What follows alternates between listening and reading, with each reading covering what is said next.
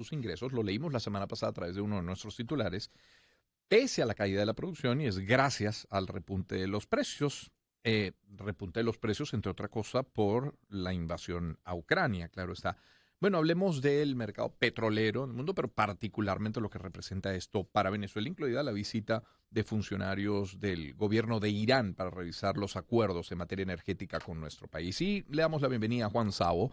Él trabajó en la industria petrolera durante más de 50 años, fue vicepresidente de exploración y producción de PDVSA en la década de 1990.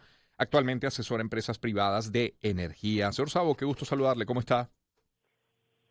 Igual, Román, mucho gusto, muchas gracias por la invitación y saludos a tu gente y a los oyentes. Muchísimas gracias, señor Savo. ¿Por qué no hemos logrado mantener esa marginal, esa pequeña mejora que habíamos tenido en la producción? ¿Por qué vuelve a caer otra vez? ¿Qué pasó?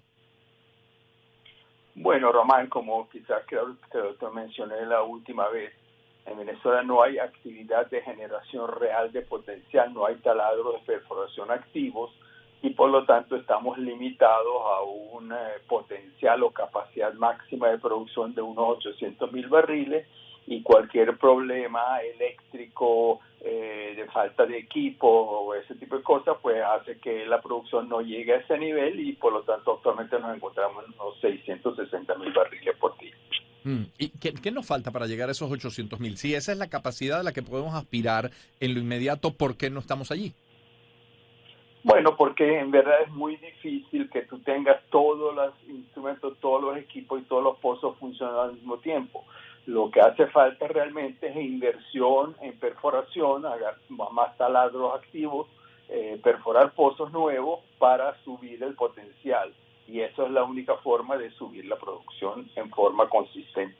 Claro, señor Savo, fíjese que el diagnóstico, creo que el país todo lo tiene muy, muy claro. Es decir, ¿cuál es el diagnóstico? Bueno, necesitamos dinero, ¿cierto? Pero hay sanciones. Entonces, aliviar las sanciones darían acceso a créditos y a inversión.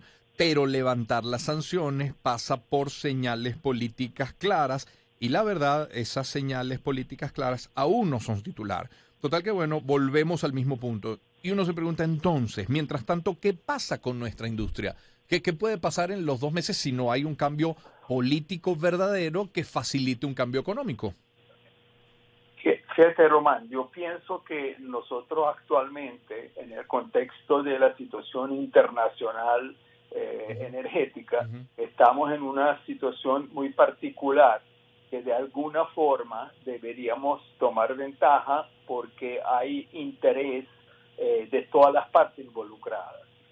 ¿Qué es lo que pasa? Que el mundo está subsuplido de petróleo y gas y la razón es porque veníamos de una época de subinversión por razones del COVID y otras razones. Después el repunte de la demanda después del COVID, inusitada hasta cierto punto, agarró la industria petrolera y de gas con los pantalones abajo porque ni habían hecho suficientes inversiones y además habían sido demonizados por las políticas verdes, sobre todo en Europa, Uh-huh. y entonces se generó la crisis energética Uh-huh. que fue aprovechada por los rusos para hacer la invasión a Ucrania, pensando que el hecho de que había una crisis y una alta dependencia de gas de ellos no iba a haber sanciones.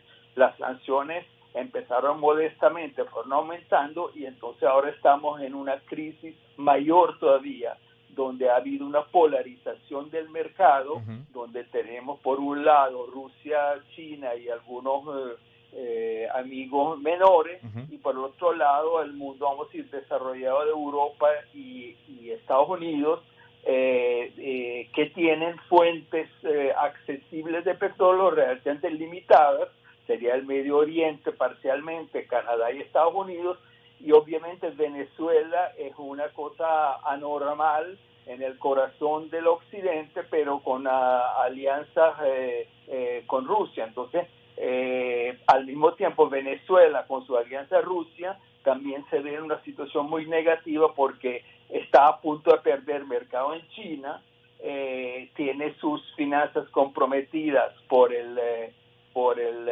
bloqueo financiero que Occidente le está haciendo. Entonces Venezuela también está en necesidad de una solución muy a corto plazo, y para ambos la solución es entablar alguna relación entre Estados Unidos y Venezuela. Por supuesto, Estados Unidos y entiendo que la oposición piensan que eso está muy bien, pero eso tiene que pasar por unos pasos concretos de ir hacia una redemocratización del país. Pero el hecho es que esa situación existe y es una oportunidad única. Sin embargo, señor Sabo, quien nos visita es el ministro de Petróleo de Irán, que vino a Venezuela para firmar acuerdos con el Ejecutivo, para revisar los acuerdos que ya se habían suscrito en materia energética. A lo mejor será especular lo que le voy a preguntar, pero ¿de qué podría tratarse esta visita? ¿Qué podrían revisar? ¿Qué más pueden avanzar o estrecharse las relaciones con Irán? Mira, yo pienso que no puede haber tantas cosas, pero en mi opinión, a la vista de que los mercados chinos se están haciendo más competitivos y con precios menores, precisamente por el acceso del crudo ruso, que no tiene otra salida sino mandarlo a China, Venezuela está tratando a través de Irán de colocar más crudo en fuentes o en sitios diferentes a China.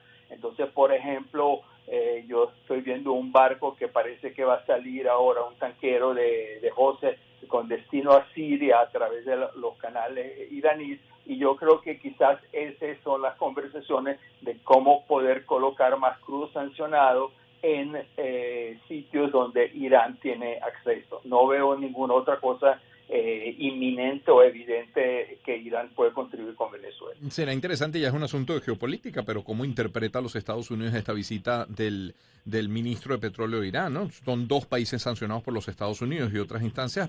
Será interesante saber de qué manera lo interpretan, ¿no?